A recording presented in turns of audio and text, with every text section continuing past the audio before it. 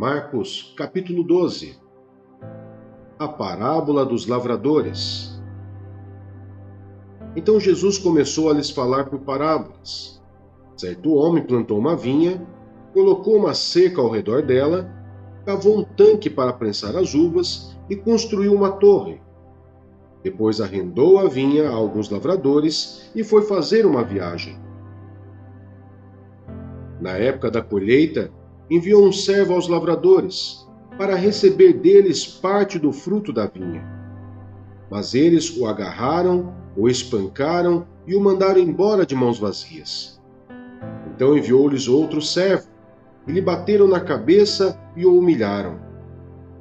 E enviou ainda outro, o qual mataram. Enviou muitos outros, e alguns bateram, a outros mataram. Faltava-lhe ainda um para enviar, seu filho amado. Por fim o enviou, dizendo: A meu filho respeitarão. Mas os lavradores disseram uns aos outros: Este é o herdeiro. Venham, vamos matá-lo, e a herança será nossa. Assim, eles o agarraram, o mataram e o lançaram para fora da vinha. O que fará então o dono da vinha? Virá e matará aqueles lavradores e dará a vinha a outros.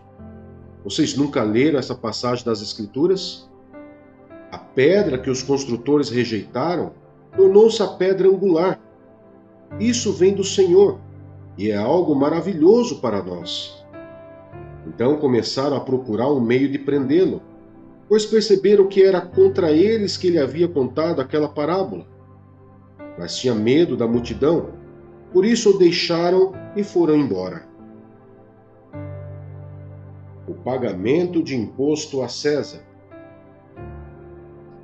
Mais tarde, enviaram a Jesus alguns dos fariseus e herodianos para o apanharem alguma coisa que ele dissesse. Estes se aproximaram dele e disseram: Mestre, sabemos que és íntegro e que não te deixas influenciar por ninguém. Por que não te prendes à aparência dos homens, mas ensinas o caminho de Deus conforme a verdade? É certo pagar imposto a César ou não? Devemos pagar ou não? Mas Jesus, percebendo a hipocrisia deles, perguntou: Por que vocês estão me pondo à prova? Tragam-me um denário, para que eu o veja. Eles lhe trouxeram a moeda, e ele lhes perguntou: De quem é esta imagem e esta inscrição? De César, responderam eles.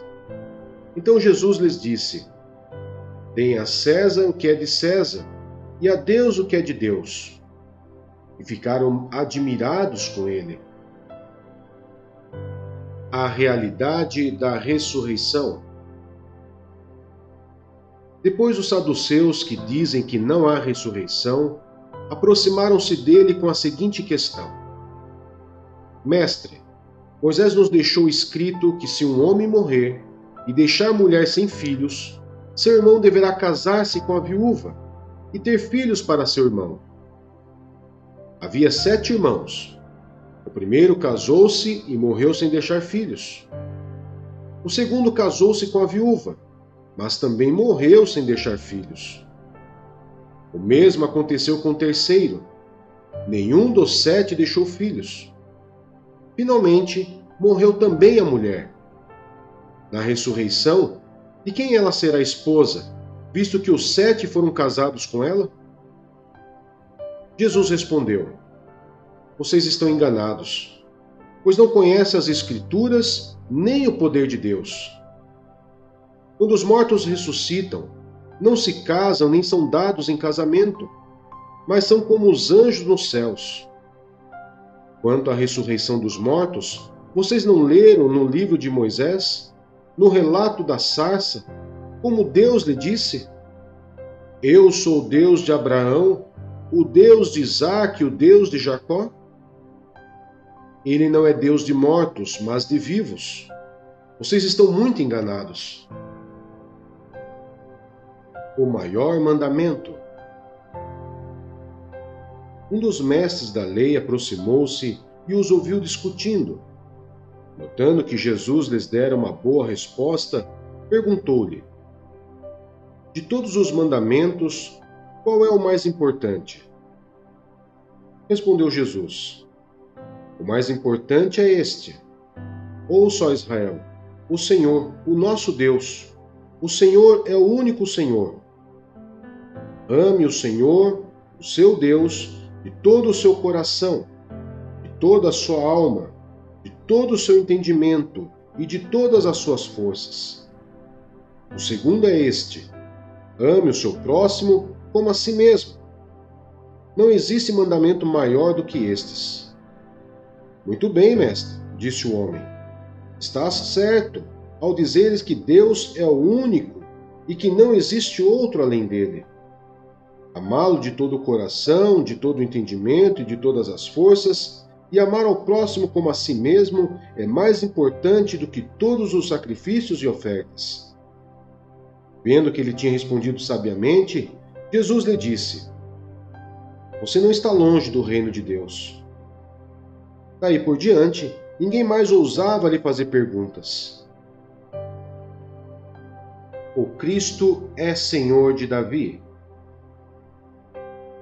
Ensinando no templo, Jesus perguntou: Como os mestres da lei dizem que o Cristo é filho de Davi? O próprio Davi, falando pelo Espírito Santo, disse: O Senhor disse ao meu Senhor: Senta-te à minha direita, até que eu ponha os teus inimigos debaixo de teus pés. O próprio Davi o chama Senhor. Como pode então ser ele seu filho? E a grande multidão o ouvia com prazer. Ao ensinar, Jesus dizia: Cuidado com os mestres da lei. Eles fazem questão de andar com roupas especiais, de receber saudações nas praças e de ocupar os lugares mais importantes nas sinagogas e os lugares de honra nos banquetes. Eles devoram as casas das viúvas e, para disfarçar, fazem longas orações. Esses receberão condenação mais severa. A oferta da viúva. Jesus sentou-se em frente do lugar onde eram colocadas as contribuições e observava a multidão colocando dinheiro nas caixas de ofertas. Muitos ricos lançavam ali grandes quantias. Então a viúva pobre chegou-se e colocou 2 pequeninas moedas de cobre de muito pouco valor. Chamando a si os seus discípulos, Jesus declarou: Afirmo-lhes que esta viúva pobre colocou na caixa de oferta mais do que todos os outros. Todos deram do que lhe sobrava, mas ela, da sua pobreza, deu tudo o que possuía para viver. Gênesis capítulo 42. Os irmãos de José no Egito. Quando Jacó soube que no Egito havia trigo, disse a seus filhos: Por que estão aí olhando uns para os outros? Disse ainda: Ouvi dizer que há trigo no Egito. Desçam até lá e comprem trigo para nós, para que possamos continuar vivos e não morramos de fome. Assim, 10 dos irmãos de José desceram ao Egito para comprar trigo. Jacó não deixou que Benjamim, irmão de José, fosse com eles, temendo que algum mal lhe acontecesse. Os filhos de Israel estavam entre outros que também foram comprar trigo, por causa da fome na terra de Canaã. José era o governador do Egito, e era ele que vendia trigo a todo o povo da terra. Por isso, quando os irmãos de José chegaram, curvaram-se diante dele, com o rosto em terra. José reconheceu os seus irmãos logo que os viu, mas agiu como se não os conhecesse. E lhes falou asperamente: De onde vocês vêm? Responderam eles: Da terra de Canaã, para comprar comida. José reconheceu os seus irmãos, mas eles não o reconheceram. Lembrou-se então dos sonhos que tivera a respeito deles, e lhes disse: Vocês são espiões, vieram para ver onde a nossa terra está desprotegida. Eles responderam: Não, meu senhor, teus servos vieram comprar comida, Todos nós somos filhos do mesmo pai. Meus servos são homens honestos e não espiões. Mas José insistiu: Não, vocês vieram ver onde a nossa terra está desprotegida. E eles disseram: Meus servos eram 12 irmãos, todos filhos do mesmo pai, na terra de Canaã. O caçula está agora em casa com o pai, e o outro já morreu. José tornou a afirmar: É como lhes falei, vocês são espiões. Vocês serão postos à prova. Juro pela vida do faraó que vocês não sairão daqui enquanto o seu irmão caçula não vier para cá. Mandem algum de vocês buscar o seu irmão enquanto os demais aguardam presos. Assim ficará provado se as suas palavras são verdadeiras ou não. Se não forem, juro pela vida do faraó que ficará confirmado que vocês são espiões. E os deixou presos 3 dias. No 3º dia, José lhes disse: Eu tenho temor de Deus. Se querem salvar sua vida, façam o seguinte: se vocês são homens honestos, deixem um dos seus irmãos aqui na prisão, enquanto os demais voltam, levando trigo para matar a fome de suas famílias. Tragam-me, porém, o seu irmão caçula, para que se comprovem as suas palavras e vocês não tenham que morrer. Eles se prontificaram a fazer isso e disseram uns aos outros: Certamente estamos sendo punidos pelo que fizemos ao nosso irmão. Vimos como ele estava angustiado, quando nos implorava por sua vida, mas não lhe demos ouvidos. Por isso nos sobreveio esta angústia. Rúben respondeu: Eu não lhes disse que não maltratasse o menino? Mas vocês não quiseram me ouvir. Agora teremos que prestar contas do seu sangue. Eles, porém, não sabiam que José podia compreendê-los, pois ele lhes falava por meio de um intérprete. Nisso, José retirou-se e começou a chorar. Mas logo depois voltou e conversou de novo com eles. Então escolheu Simeão e mandou acorrentá-lo diante deles. A volta para Canaã. Em seguida, José deu ordem para que enchesse de trigo suas bagagens, devolvesse a prata de cada um deles, colocando-as nas bagagens, e lhes dessem mantimentos para a viagem. E assim foi feito. Eles puseram a carga de trigo sobre os seus jumentos e partiram. No lugar onde pararam para pernoitar, um deles abriu a bagagem para pegar forragem para seu jumento, e viu a prata na boca da bagagem. E disse a seus irmãos: Devolveram a minha prata. Está aqui em minha bagagem. Tomados de pavor em seu coração e tremendo, disseram uns aos outros: Que é isto que Deus fez conosco? Ao chegarem à casa de seu pai Jacó, na terra de Canaã, relataram-lhe tudo o que lhes acontecera, dizendo: O homem que governa aquele país falou asperamente conosco e nos tratou como espiões. Mas nós lhe asseguramos que somos homens honestos e não espiões. Dissemos também que éramos 12 irmãos, filhos do mesmo pai, e que um já havia morrido, e que o caçula estava com nosso pai em Canaã. Então o homem que governa aquele país nos disse: Vejamos se vocês são honestos. Um dos seus irmãos ficará aqui comigo, e os outros poderão voltar e levar mantimentos para matar a fome de suas famílias. Tragam-me, porém, o seu irmão caçula, para que eu comprove que vocês não são espiões, mas sim homens honestos. Então lhes devolverei o irmão e os autorizarei a fazer negócios nesta terra. Ao esvaziarem as bagagens, dentro da bagagem de cada um estava a sua bolsa cheia de prata. Quando eles e seu pai viram as bolsas cheias de prata, ficaram com medo. E disse-lhes seu pai Jacó: Vocês estão tirando meus filhos de mim. Já fiquei sem José, agora sem Simeão, e ainda querem levar Benjamim. Tudo está contra mim. Então Rúben disse ao pai: Podes matar meus 2 filhos se eu não o trouxer de volta. Deixe-o aos meus cuidados, e eu o trarei. Mas o pai respondeu: Meu filho não descerá com vocês. Seu irmão está morto, e ele é o único que resta. Se qualquer mal lhe acontecer na viagem que está por fazer, vocês farão esses meus cabelos brancos descerem à sepultura com tristeza. Jó, capítulo 8. Bildade. Então Bildade de Suá respondeu: Até quando você vai falar desse modo? Suas palavras são um grande vendaval. Acaso Deus torce a justiça? Será que o Todo-Poderoso torce o que é direito? Quando seus filhos pecaram contra ele, ele os castigou pelo mal que fizeram. Mas se você procurar a Deus e implorar junto ao Todo-Poderoso, se você for íntegro e puro, ele se levantará agora mesmo em seu favor e o restabelecerá no lugar que por justiça cabe a você. O seu começo parecerá modesto, mas o seu futuro será de grande prosperidade.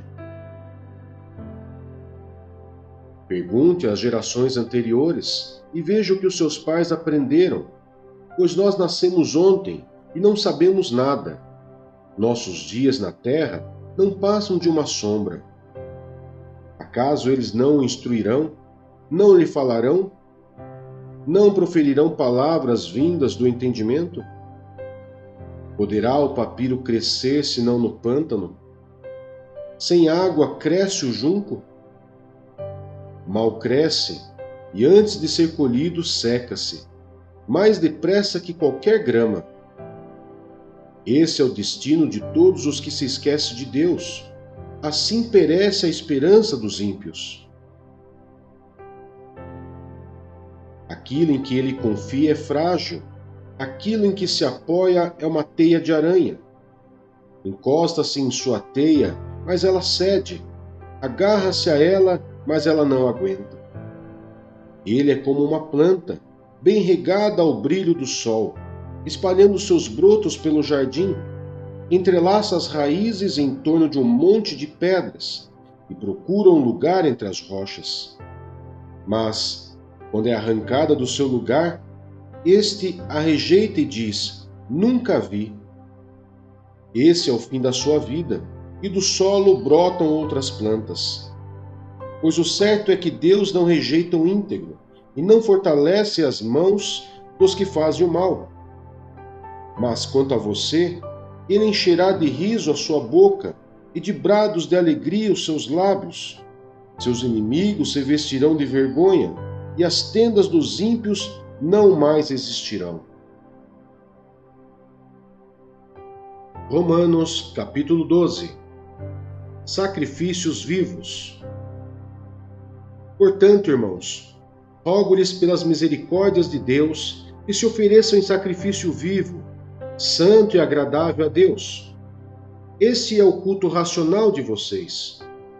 Não se amolde ao padrão deste mundo, mas transformem-se pela renovação da sua mente, para que sejam capazes de experimentar e comprovar a boa, agradável e perfeita vontade de Deus.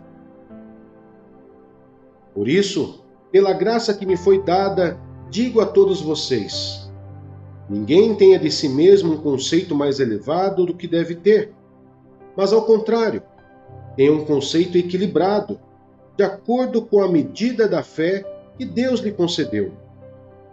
Assim como cada um de nós tem um corpo com muitos membros, e esses membros não exercem todos a mesma função, assim também em Cristo, nós, que somos muitos, formamos um corpo. Cada membro está ligado a todos os outros. Temos diferentes dons, de acordo com a graça que nos foi dada. Se alguém tem o dom de profetizar, use-o na proporção da sua fé. Se o seu dom é servir, sirva. Se é ensinar, ensine. Se é dar ânimo, que assim faça. Se é contribuir, que contribua generosamente. Se é exercer liderança, que a exerça com zelo. Se é mostrar misericórdia, que o faça com alegria. O amor. O amor deve ser sincero. Odeiem o que é mal. Apeguem-se ao que é bom. Dediquem-se uns aos outros com amor fraternal. Prefiram dar honra aos outros mais do que a si próprios. Nunca lhes falte o zelo. Sejam fervorosos no espírito. Sirvam ao Senhor. Alegrem-se na esperança. Sejam pacientes na tribulação. Perseverem na oração. Compartilhem o que vocês têm com os santos em suas necessidades. Pratiquem a hospitalidade. Abençoem aqueles que os perseguem. Abençoem e não os amaldiçoem. Alegre-se com os que se alegram. Chorem com os que choram. Tenham a mesma atitude uns para com os outros. Não sejam orgulhosos, mas estejam dispostos a associar-se a pessoas de posição inferior. Não sejam sábios aos seus próprios olhos. Não retribuam a ninguém mal por mal. Procurem fazer o que é correto aos olhos de todos. Façam todo o possível para viver em paz com todos. Amados, nunca procure vingar-se, mas deixem com Deus a ira, pois está escrito: minha é a vingança, eu retribuirei, diz o Senhor. Ao contrário, se o seu inimigo tiver fome, dê-lhe de comer. Se tiver sede, dê-lhe de beber. Fazendo isso, você amontoará brasas vivas sobre a cabeça dele. Não se deixem vencer pelo mal, mas vençam o mal com o bem.